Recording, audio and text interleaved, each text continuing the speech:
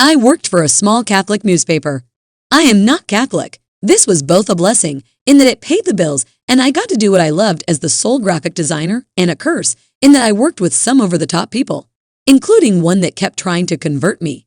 A woman who was the epitome of being a Karen years before being a Karen was even a thing, and a man who was a deacon who literally spearheaded a campaign with a subordinate of his to gaslight me, and then went on to harass another female worker as well, along with stealing commissions from yet another subordinate. This story involves Karen, whom we will call Rachel. Rachel had been hired as a secretary and additional receptionist. When she came on, she was married and had a child. Like me, she was initially not Catholic, but later became Catholic. I mention this because it is important in the grand scheme of things. See, the only reason she became Catholic is because she found out that by her and her son being Catholic, she could get the church to foot the bill for her sending her son to a Catholic private school instead of a public one. She did this because she wanted a private education for her son, but didn't want to pay for it. So she got what she wanted. This frustrated a fellow coworker when she found out, because she had been their sponsor and thought Rachel had been sincere in her wish to be Catholic. Whenever Rachel's son needed to buy books or get money for extracurricular activities or lunch money or field trips, etc., Rachel would immediately go to her church's parish office, looking her poorest and most vulnerable, and ask them to cover the amount. And they always did. Again, pissing off our fellow coworker who was a member of the same parish and had sponsored them. We all knew that Rachel's husband made a decent living, but apparently he either didn't know what she was really doing or didn't care. Due to what would happen a few years later, I am guessing that he didn't know and thought that his money was paying for the school and all the amenities. Because while their son was getting all this paid for by basically everyone else, because of their poor status, Rachel was getting tanned and pampered. Yes, Rachel had started spending almost all of her lunches either going to a tanning salon, getting $200, 300 manicures and pedicures, getting some tattoos on her ankles and wrists, getting her hair professionally done and kept up on a weekly basis, and getting spa treatments at least once every 2 weeks.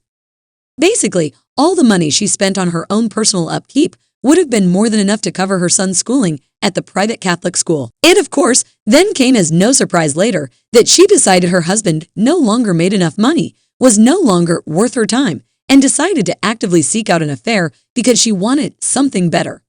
I mean, you could fill an entire mountain range with her entitlement and audacity. So her son, who was a preteen, would come by the office after school on a lot of days and wait for his dad to pick him up. During this time, however, while she would stop with the cheating talk, she would still make thinly veiled insults and derogatory comments about her husband in front of their son, who would try to ignore her, but you could see he was uncomfortable with it. When her husband would come pick the son up, she would always find something to criticize the poor man over. He was a couple of minutes late. He didn't pick up an earlier call fast enough. He was supposed to grab something from the store, but it was wrong. He wasn't dressed nice enough. He was dressed too nice, not bright enough or smart enough, etc. I mean, this woman was doing everything in her power to emotionally wreck this man, who was a very nice man. She even stated that he was always treating her nicely, and it irritated her, because it made her feel like he wasn't a real man. Because you remember birthdays, anniversaries, got her flowers or presents, etc.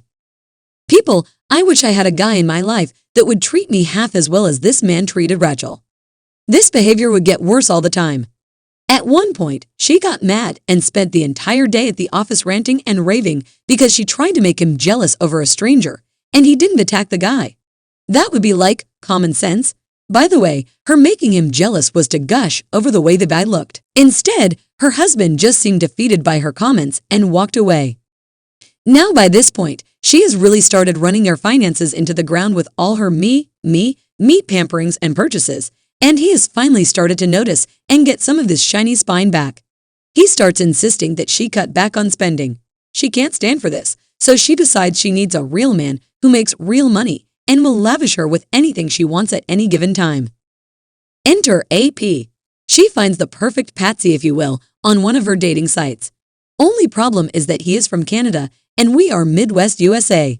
So start the long-distance, fully emotional affair.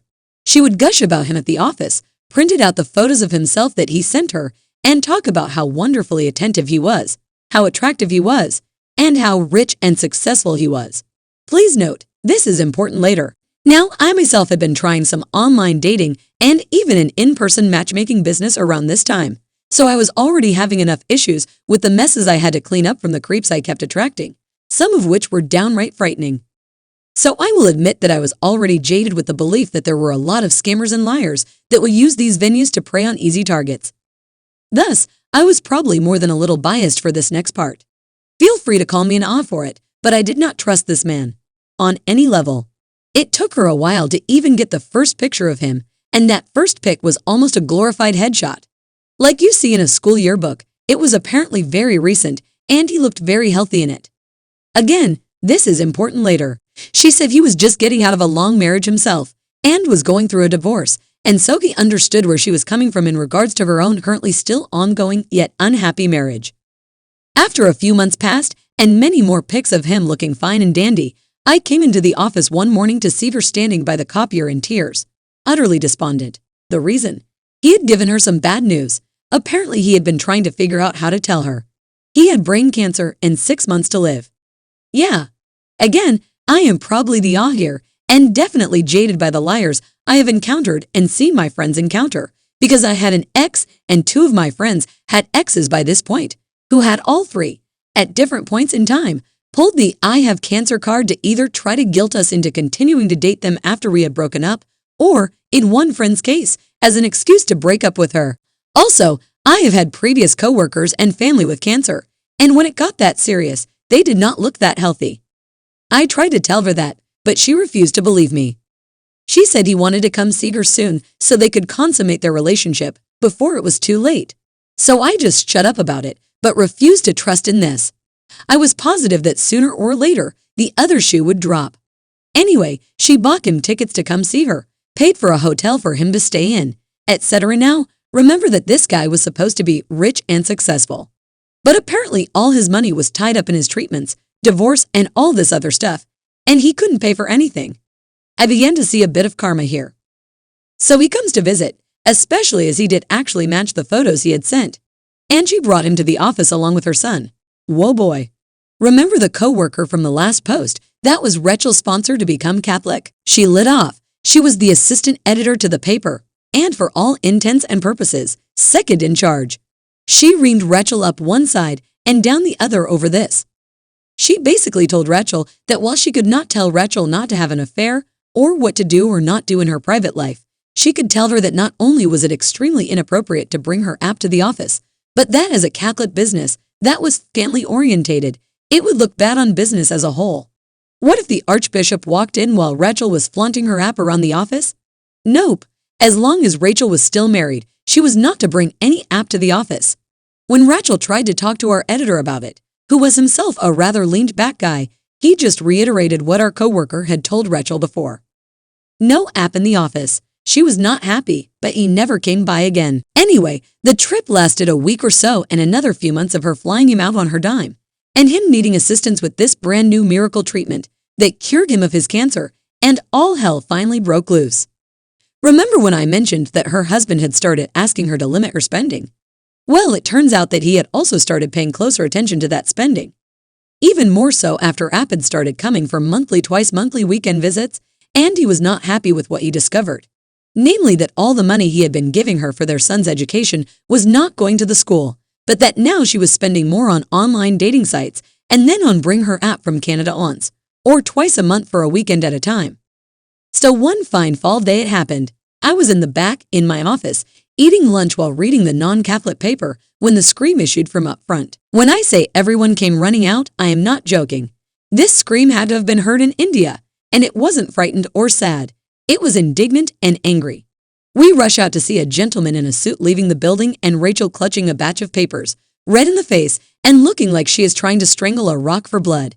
She had just been served divorce papers, and she was having none of it. Somehow, she managed to convince herself that she would be the one to serve them when she was ready, and she had not been ready just yet, because she was waiting for her app to propose to her, and with her own list of demands, etc. among the divorce papers, proof of her affair. Yeah, Rachel did not see that coming. When I say everyone came running out, I do not jest. This scream had to have been heard in India, and it wasn't frightened or sad. It was indignant and angry. We rush out to see a gentleman in a suit leaving the building and Rachel clutching a batch of papers, red in the face and looking like she is trying to strangle a rock for blood.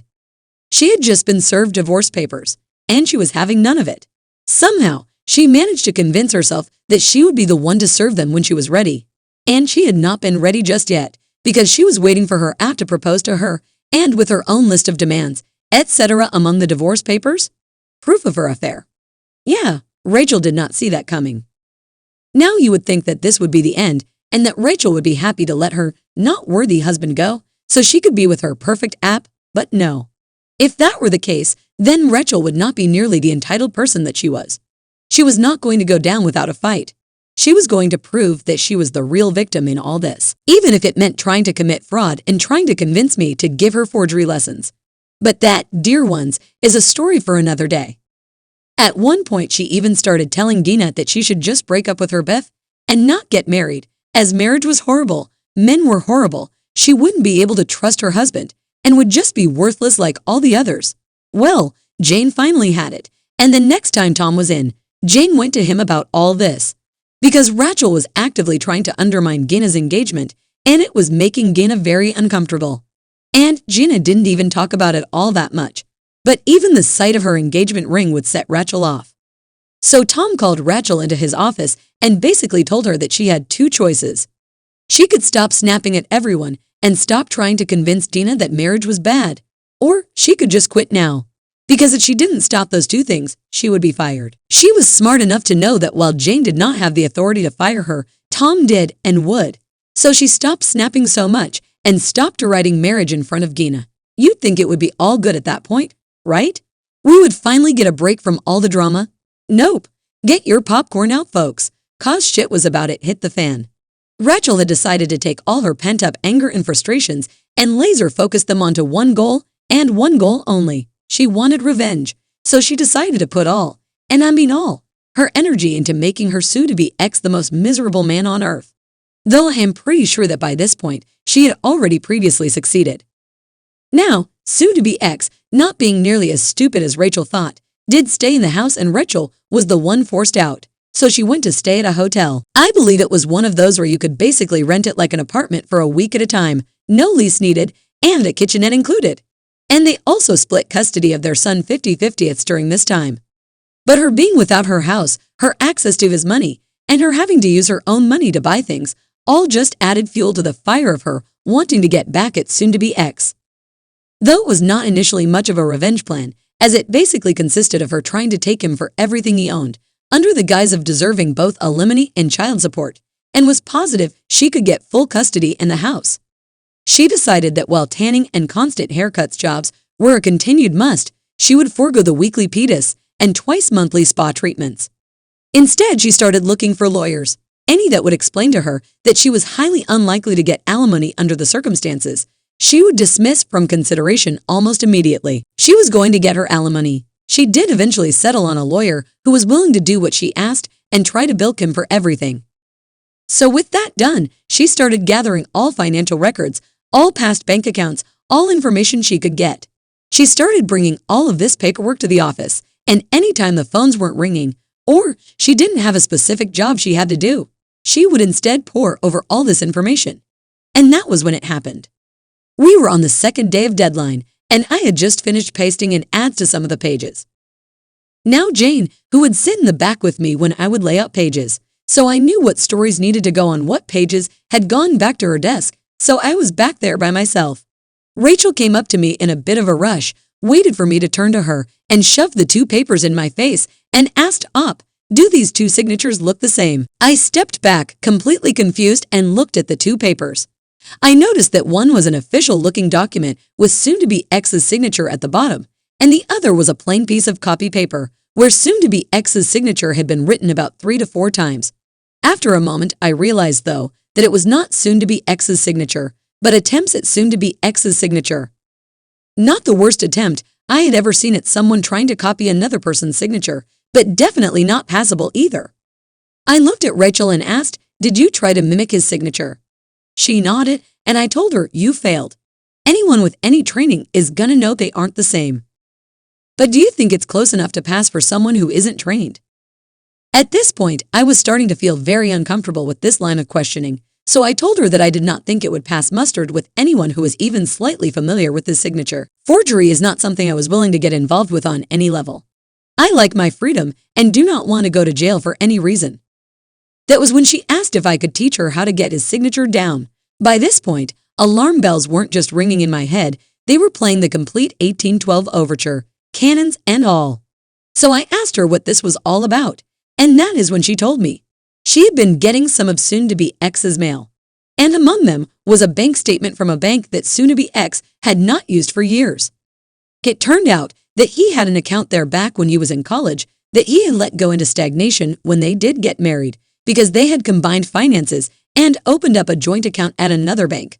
Apparently, at the time, he had less than $1 in the account and figured they would just automatically close it after a set time, so he wouldn't have to worry about it, which, for that time period, was normal for accounts under a certain amount. What neither of them knew was that after he had stopped paying attention, the school had apparently found a payment error and refunded him a few $1,000s. Not much, but enough that when, years later, after having a lawyer going over everything in search of anything she could use, Rachel had found out about this long-forgotten account, and she had called the bank. Since she was still his wife legally, she gave them his name, with her address, so that she could get a statement as to what was still in the account. Her plan was to perfect his signature and send in the paperwork for them to send her a check or transfer it into her new single bank account. I tried to explain to her that I did not think it would work and why. One, he would, sooner or later, figure it out that they would want to talk to him or see him in person, and she said she could just have AP pose as him over the phone, as she had soon-to-be X's SSN and other info that she could have AP give them, and that it wouldn't be able to be in person anyway because it was in a completely different state, half a continent away. She was positive there was no way she could get caught. But she really, really needed me, as an artist, to show her how to forge his signature properly. What the fuck? Yes, I probably could have technically shown her and slash or done it, if I had wanted to, but no. As I said before, I don't like the idea of being in jail. I don't want to risk that. My sister once told someone that if she was going to go to jail, it better be for a payout of millions, and even that would still not be enough. I feel the same. Especially since I was a single mom to a 6-year-old kid myself at the time who was helping care for her disabled parents. So I simply told her no, that I could not and would not help her. Now Jane had come back by this point, as Rachel had taken the no and somberly gone back up front, mumbling about doing it herself and trying to figure out how to get the money.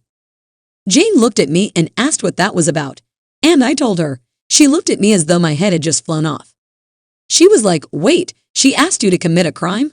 I said, "Well, technically, she asked me to abet a crime she would be committing."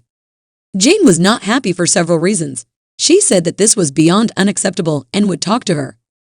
I told her that it was unnecessary, as I had already told Rachel no, and that she would most likely get caught anyway. But Jane insisted that she shouldn't have even asked me in the first place. So she did talk to Rachel, and while Rachel didn't actually apologize, she didn't get angry at me. She did come back, though, to bitch about how Jane had apparently overheard our conversation and yelled at her for that, saying she was not to ask people to take part in illegal activities per her divorce ever again.